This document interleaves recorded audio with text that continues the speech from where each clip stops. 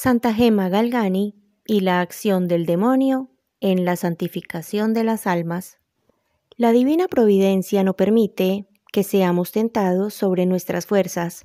Antes bien, ordena que los niños en la virtud sean tentados como niños y los gigantes como gigantes.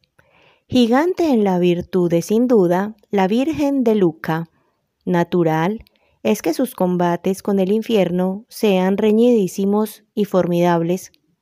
De Gema se puede afirmar lo que la sabiduría dice de Jacob, que le preparó el Señor una gran batalla para que saliera vencedora, según la magnitud de los combates que hubo de sostener contra el infierno nuestra heroína. Fue la grandiosidad y brillantez de sus victorias. Escribiendo Gema a su director le dice: hace 2 días que Jesús, después de la comunión, me repite: hija, el demonio te está preparando una gran batalla, y estas palabras me las hace sentir a cada paso en el corazón. Bien sabía su director que el demonio recibió de Dios extraordinarios poderes para tentar y seducir a su santa dirigida. Desde el principio de su dirección, le hizo escribir una solemne protesta de que nada quería con el demonio, al tiempo que le indicaba el saludo con que debía recibir todas las apariciones, llegando a exigirle escupiera en el rostro a cuantos personajes se le aparecieran. Es que verdaderamente el mismo padre Germán aparece en esta materia como asustado, siendo muy cierto que en pocas vidas de santos encontramos que el Señor concediese al demonio la libertad para engañar y atormentar, que descubrimos en la de nuestra santa joven. El maligno espíritu se aprovechó largamente de Santa Gema. La acción seductora. Empezó tratando de seducir y engañar a Gema, incitándola, ora a la presunción, ora a la desconfianza y a la desesperación. Para lo primero le ponía ante los ojos que el confesor guardaba cuidadosamente sus cartas, con intención de publicarlas un día para gloria y alabanza suya. No dejaba de ser peligrosa esa tentación. En una ocasión, encontrándose Gema en el lecho, vio venir hacia sí a un venerable obispo, rodeado de 50 niños y niñas, todos vestidos de ángeles y con velas encendidas en las manos. Llegaron junto a su lecho, se colocaron alrededor de él, hasta que a cierta señal todos se arrodillaron, adorándola reverentes. Lejos de envanecerse, la humildísima joven experimentó una extraña turbación, señal inequívoca de que allí andaba de por medio el demonio. Trazó la señal de la cruz, y por más que tardó algún tiempo en manifestarse la peregrina turba, al fin mostraron ser una caterva de demonios venidos para tentar la humildad de Santa Gema. El profundo conocimiento que tenía la sierva de Dios, del todo de Dios y de la nada de la criatura, a una con su candidez infantil, parecía tenerla al abrigo de todo sentimiento y hasta pensamiento de vanidad. Así que no es de extrañar fueran más rudos los combates con que el infierno trató de arrastrarla a la desesperación o a la desconfianza. Las terribles pruebas a que el Señor la sujetaba y los indecibles dolores que sufría eran aprovechados por el astuto tentador para inducirla a la desconfianza. Se le aparecían diversas formas y le brindaba a trueque de los padecimientos que recibía de Jesús, regalos y placeres. En el éxtasis 38 aparece el astuto tentador, mostrándole en Jesús un tirano que se complace en atormentar a quien le sirve. Se le ve reaccionar valerosamente contra la sugestión diabólica y exclama: «Tirano de mi Jesús, de manera, Dios mío, que todo el tiempo que he empleado en orar ha sido tiempo perdido. También me dice que el confesor me engaña. ¿Me perderé entonces por las palabras del confesor? Ayúdame tú, oh buen Jesús, dímelo. Así era como se resistía a las malignas sugestiones y como terminaba por entregarse con mayor ardimiento al divino servicio, empujándola a la desesperación. Más molestas que estas tentaciones resultaban aquellas otras, en las que, aprovechándose el enemigo de las desolaciones y temores de perderse de la santa joven, procuraba empujarla a la desesperación. Clamaba la pobre Gema por Jesús, lo buscaba con febril afán, y al no aducir el divino Salvador a sus clamores, se presentaba en su lugar el demonio y le decía: ¿No ves que ese Jesús no te escucha ni se ocupa de ti? ¿Por qué te cansas corriendo tras él? Abandónalo ya, resignándote a tu triste suerte. Esta tentación ha causado en todo tiempo angustia a los santos. También Gema padeció con ella indecible martirio. A veces pasaba el tentador más adelante, recordándole apariencias de pecados y tratando de persuadirla que por ellos estaba ya sentenciada al infierno, procurando aislarla de sus directores. Nada desesperaba tanto al infierno como la docilidad de la sierva de Dios en dejarse totalmente gobernar por sus directores. Las tentaciones que el demonio hacía hacia Santa Gema contra su director era hacerle creer que él era un iluso, un charlatán, un ignorante fanático y olvidadizo. En una carta dirigida a su director, le escribía: si supiese cuántas tentaciones me trae el demonio con respecto a usted, tan pronto me hace creer que es usted un loco, un brujo, como me dice al oído. ¿Y te fías de ese charlatán? Hay que ver las boberías que te hace creer. Me lo representa a continuación como un hipócrita.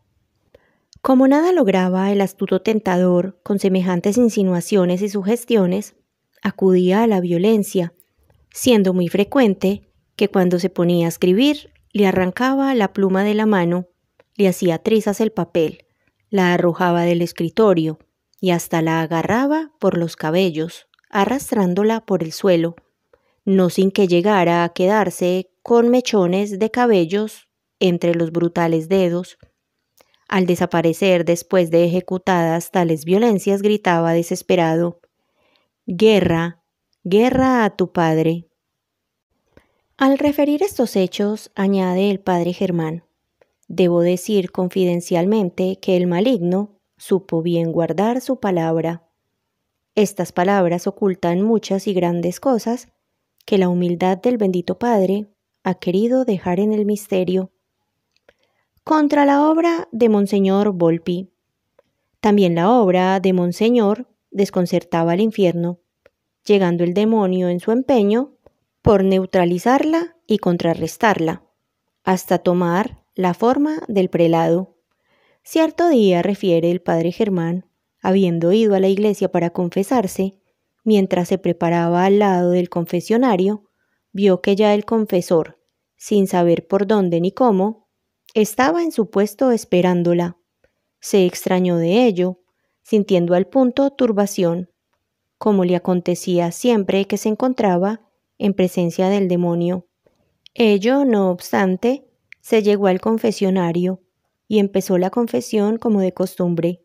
La voz y los modales eran evidentes del confesor, pero las palabras eran de lo más indecentes y escandaloso que cabe imaginarse, yendo acompañadas de gestos y acciones deshonestas. «Dios mío», exclamó la pobre joven, «¿qué es esto? ¿Dónde me encuentro?». A tal vista y tales discursos, se puso a temblar de pies a cabeza a la inocente joven, quedando como desvanecida, pero cobrando luego el ánimo, se alejó de allí, viendo que el presunto confesor había desaparecido sin que nadie lo viera salir.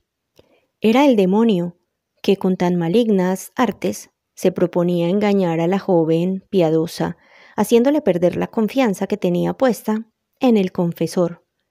Una vez, sin embargo, logró representar su papel con tanta propiedad que, permitiéndolo Dios, logró persuadir a la pobrecita de que era su propio confesor en persona. Por fortuna me ocurrió a mí, por aquellos días, tener que pasar por Luca, y enterado del caso conseguí, no sin gran trabajo y en virtud de santa obediencia, recobrase la paz perdida y la confianza en aquel santo sacerdote, procurando meter la discordia entre los directores. Llevando más adelante el demonio sus malignas artes, trató de meter discordia entre el confesor y el director. El empeño parecía difícil, tratándose de personas tan ilustradas y que con tanta pureza de intención buscaban la santificación de Santa Gema. Por otra parte, el enemigo trató de privarla de la ayuda del padre Pedro Pablo. Él fue de los primeros pasionistas que descubrieron la acción de Dios en las cosas de la santa joven, quien la consoló en las graves vacilaciones que se siguieron a las apariciones de las llagas, quien a ruegos de Monseñor Volpi obligó al padre Germán a venir a Luca para examinar el espíritu de Gema. Pues bien, el espíritu maligno trató no solo de privar a la sierva de Dios de la ayuda que recibía de tan ilustre religioso, sino también servirse de él como de instrumento para arrebatarle el confesor y el director y ocasionarle otros gravísimos males. Para ello hizo que dicho religioso recibiera 2 cartas extrañas, la primera como Monseñor Volpi, aconsejándole se desentendiera de ella, por tratarse de una ilusa, y la otra como del padre Germán, calificándola de hipócrita y recomendándole interviniera para que la familia que la había acogido la arrojara de su casa. Afortunadamente el padre Pedro Pablo estaba preparado para todo. Hizo serenamente algunas averiguaciones, logrando comprobar se trataba de una estrategia diabólica. La pobre sierva de Dios sufría horriblemente, viendo a todo el infierno conjurado para perderla. El demonio escribía al director: se ha propuesto arruinarme, está desencadenado y pone en juego todas sus fuerzas, tomando diversas figuras. Si a tales extremos llegaba el demonio para seducir y perder a nuestra Gema, ni qué decir tiene que no repararía en tomar toda clase de formas y figuras para mejor conseguir sus diabólicos intentos. Así fue, le hemos visto tomar la figura del confesor. Pasando más adelante, era muy frecuente que se le apareciera en forma de ángel resplandeciente, y habremos de ver que llega hasta tomar figura del mismo Jesucristo. Algunas veces descubría Gema muy pronto el engaño, por cierta especie de turbación que sentía. Otras le costaban no leve trabajo y largo tiempo el caer en la cuenta del personaje con quien tenía que habérselas.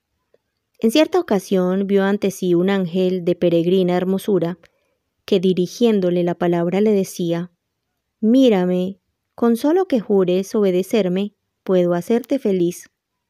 No experimentando Gema la acostumbrada turbación, se puso a escuchar con la mayor sencillez las proposiciones del supuesto ángel. Si las primeras aparecían inofensivas, muy luego se siguieron a ellas otras nefastas. Horrorizada, la inocente virgen lanzó un grito: «Dios mío, Virgen Inmaculada, primero la muerte». Al mismo tiempo se lanzó contra el fingido ángel y le escupió el rostro. Desapareció el malvado en forma de llama, no sin dejar en pos de sí un montón de ceniza. No menos peligrosas eran las apariciones en que tomaba el demonio la figura del mismo Jesucristo. Bajo la capa de santos consejos, no buscaba otra cosa que sorprender la ingenuidad de la santa doncella para extraviarla en el camino de la virtud. Fuera de estas formas, lo ordinario era que se le apareciera en figura de un negro gigantesco, de repugnante y asqueroso enano, de perro rabioso, de dragón con dilatadas fauces y afilados dientes, de gato negro y de otras distintas fieras salvajes. Los últimos años fueron frecuentísimas todas estas apariciones, hasta que la santa joven llegó a perder el temor y espanto que en un principio le ocasionaban, confiando por otra parte que la gracia de Dios sabría convertir en su provecho las maquinaciones infernales. Como por ejemplo, una de tales apariciones presenciadas por el padre Germán. En cierta ocasión, escribe asistía yo a Gema enferma de gravedad.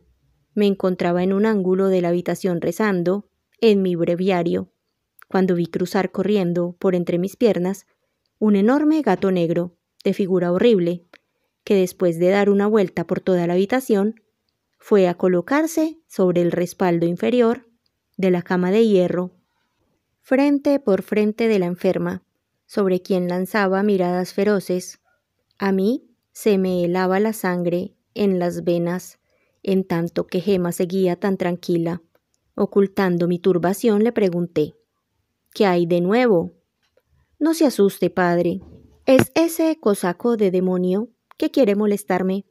Pero esté tranquilo, que no le hará daño alguno. Me acerqué temblando con el agua bendita, rocié el lecho y desapareció la aparición, quedando la enferma tranquila, como si nada hubiera pasado. Interrogada doña Cecilia sobre este hecho, que también se lo refirió al padre Germán, cuando acababa de suceder, añade: fue en octubre de 1902, cuando encontrándose el padre Germán en la habitación de Gema, vio el enorme gato de que habla. Debo notar de que no existía en casa semejante gato, y que estando yo en aquella ocasión trabajando en la habitación inmediata, por la cual había de pasar para llegar a la de Gema, recuerdo perfectamente no haber visto pasar ningún gato. Violencias satánicas. Visto por el demonio que nada conseguía con todos sus engaños, aprovechaba el permiso que Dios le concedía y maltrataba a nuestra santa joven de mil maneras. ¿Cuál más brutal? Una vez la golpeó con fureza, otras la arrastraba por el suelo, la mordía como un perro, la tiraba por los cabellos hasta arrancárselos, se arrojaba sobre su espalda arañándola. Finalmente la sacaba del lecho, dejándola en el suelo sin sentido. Excusando es decir lo mucho que sufría la inocente virgen bajo los despiadados golpes del infernal enemigo. A veces aparecía su carne toda amoratada, otras sentía como dañados todos los huesos.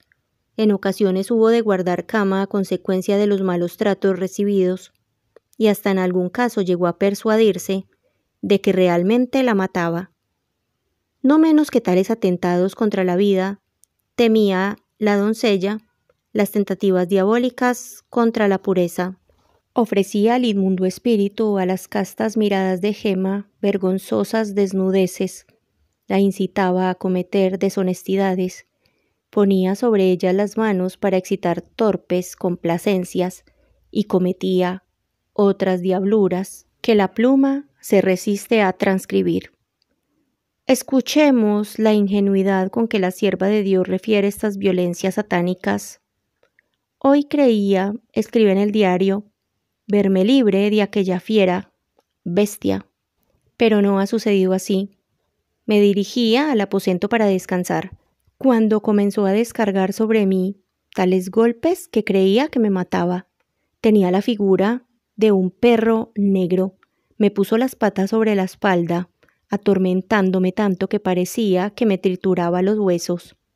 Hace tiempo también, al tomar el agua bendita, me dio un golpe tan fuerte en el brazo que me lo dañó, cayendo en tierra presa de intenso dolor.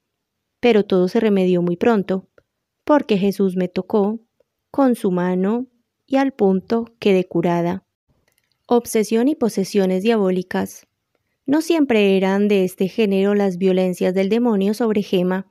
Frecuentemente se revelaban en los que llaman los místicos obsesión y posesión diabólica. Bajo la acción del espíritu infernal, se sentía la sierva de Dios como encadenada en sus miembros, en sus facultades y hasta en su lengua, o bien obligada a ejecutar movimientos y acciones que repugnaban su voluntad. El primer empeño del enemigo de la salvación era privar a la sierva de Dios de su acostumbrada oración. Apenas se recogía para tan santo ejercicio, cuando le hacía sufrir horribles dolores de cabeza, le descomponía los humores, le infundía náuseas y repugnancias, con que se esforzaba por retraerla de su trato con el Señor.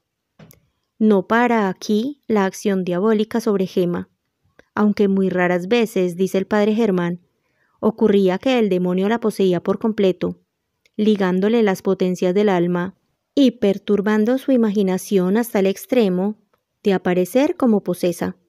Daba pena contemplarla en semejantes circunstancias. Sentía tanto horror a este lamentable estado que temblaba. Dios mío, escribía al director, he estado en el infierno, sin Jesús, sin la mamá, sin el ángel. Si he logrado salir sin pecado, solo a Jesús se lo debo.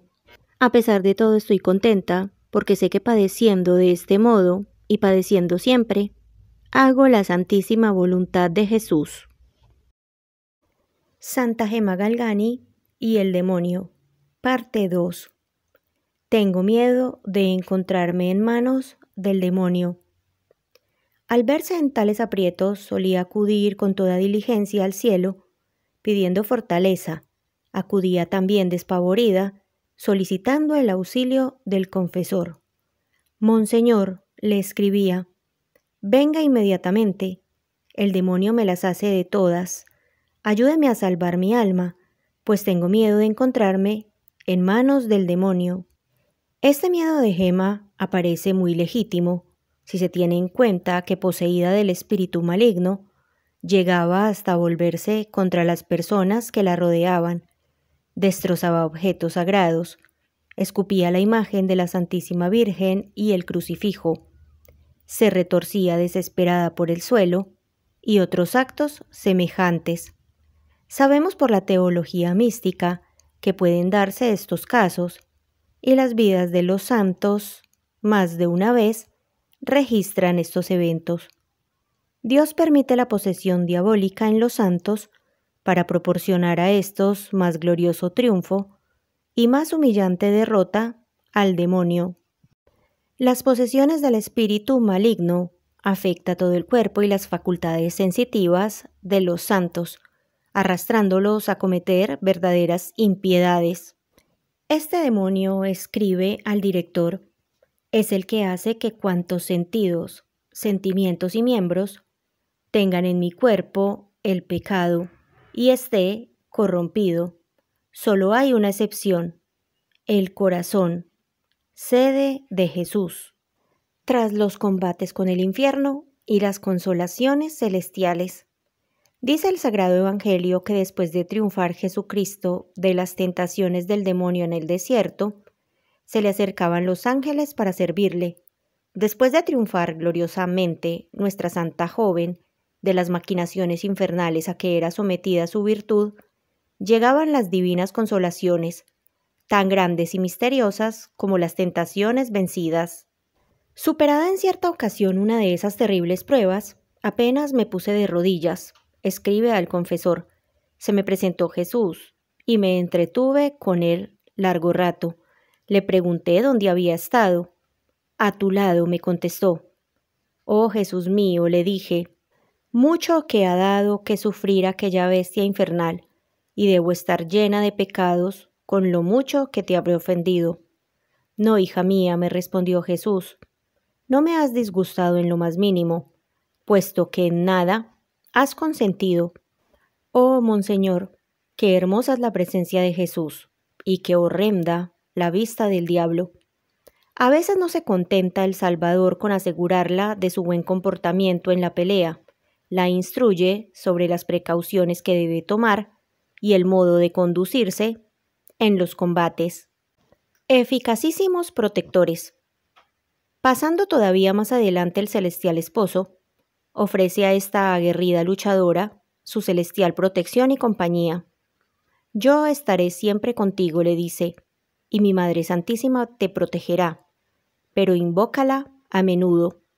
Hemos hablado en otro lugar de la valiosísima defensa que encontraba en la Santísima Virgen. La augusta develadora del poder de las tinieblas estaba siempre pronta para auxiliar a esta, su queridísima hija, y siempre acudía trayéndole la palma de la victoria. También su celestial protector, San Gabriel de la Dolorosa, acudía tan pronto como era invocado. Ayer, escribía el confesor, me asaltó una tentación violentísima. Llamé al hermano Gabriel y al punto compareció diciéndome: cuando la tentación ponga tu corazón en sobresalto y tu alma en trance de ceder al enemigo, recurre a mi protección, bien segura de no caer. Así lo hacía, y siempre le fue eficacísima la protección del angélico joven pasionista. Su amado padre San Pablo de la Cruz acudía igualmente a defenderla en los trances de mayor apuro. El miércoles por la tarde escribe: me sobrevino una gran tristeza, por la cual conocí que el malvado se acercaba. Únicamente con agua bendita y más aún invocando a San Pablo de la Cruz pude verme libre. A veces acude San Gabriel, acompañado de otro pasionista anciano, en quien muy pronto reconoce a San Pablo de la Cruz, y no faltan ocasiones en que Jesús, San Pablo de la Cruz y San Gabriel, siempre los tres, añade, acuden con los laureles del triunfo. Como escudo de defensa contra los ataques de Satanás, usaba también escapularios, medallas y en los últimos años una reliquia de la Santa Cruz, que para dicho objeto le había regalado el padre Pedro Pablo. Encontraba tan eficaz defensa en estos objetos que, viendo frecuentemente al demonio impotente para atormentarla, ponía a hostigarle y a mofarse de él. El padre Germán le prohibió detenerse a platicar con él y a mofarse. Si lo hubiera visto, padre, escribe al director, cómo tropezaba al huir furioso, se hubiera reído como yo me reía. Después de estas palabras, escribe en otra ocasión, quedé tranquila en el lecho y me reía mirando los feos visajes que hacía y la rabia que le devoraba. Me amenazaba con atormentarme si me ponía en oración. No importa, le respondía, sufriré por amor a Jesús. En resumidas cuentas, que hoy me he divertido bastante. En cierta ocasión se puso el demonio a azotarla despiadadamente. Sin inmutarse, lo más mínimo le dijo: está bien, tenía hoy que tomar la disciplina por mis propias manos, y vienes tú a evitarme ese trabajo. Enseñan los doctores místicos que cuando las almas llegan a la unión transformante con el sumo bien, ya no temen ni se inquietan por las tentaciones y acometidas del demonio, seguras de que no ha de reportar ganancia ni victoria sobre ellas. Gema llegó al feliz estado de poder despreciar todas las artimañas del infierno, tranquila en su ardiente amor a Jesús. Aun cuando el demonio llegue a privarme de todo humano auxilio, no llegará a faltar Jesús en mi corazón. De todos puedo dudar, pero de mi Jesús no. Sí, papá mío, comprendo muy bien la rabia del demonio, pero no me da la gana hablar más de él. Quiero hablar de mi Jesús. Vete de aquí, mala bestia, decía también al tentador. ¿No te das cuenta de que en lugar de hacerme daño, me causas provecho? Y si nuestra Gema ya no teme, antes se felicita en su lucha contra el infierno, en que han venido a parar tantos engaños, sugestiones, enredos, violencias, apariciones y hasta posesión del infernal enemigo. Santa Gema Galgani ruega por nosotros, tomado del libro de la vida de Santa Gema.